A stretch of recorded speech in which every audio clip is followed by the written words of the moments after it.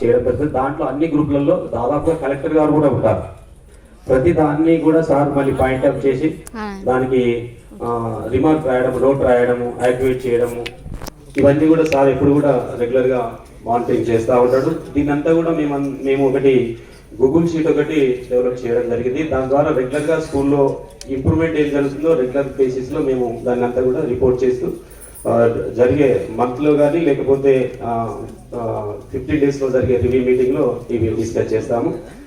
Behaviour చేంజ్కి సంబంధించి second item life size mirror.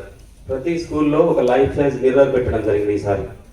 అంటే పిల్లవాడు వచ్చిన తర్వాత అక్కడ చూసుకోవాలి ఎలా ఉన్నాడు, నేను ఏ విధంగా ఉన్నాను, ఈరోజు యాక్టివ్ ఉన్నానా లేదా, అంటే సెల్ఫ్ డిసిప్లిన్ కానీ సెల్ఫ్ బిల్డప్ కానీ సెల్ఫ్ కాన్ఫిడెన్స్ కానీ పెరగడానికి ఒక లైఫ్ సైజ్ మిర్రర్ను ప్రతి స్కూల్లో పెట్టడం జరిగింది. దాంతోపాటు 10 to 15 కోమ్స్ ఉంటాయి అక్కడే. ఆ కోమ్స్ ద్వారా వాళ్ళు దూకోవడం చేస్తారు. దీనికి అంతా కూడా మళ్ళీ కమిటీస్ ఉంటాయి. ప్రతి అంటే హెల్త్కి సంబంధించి ఒక కమిటీ, వాటర్కి సంబంధించి, అదేవిధంగా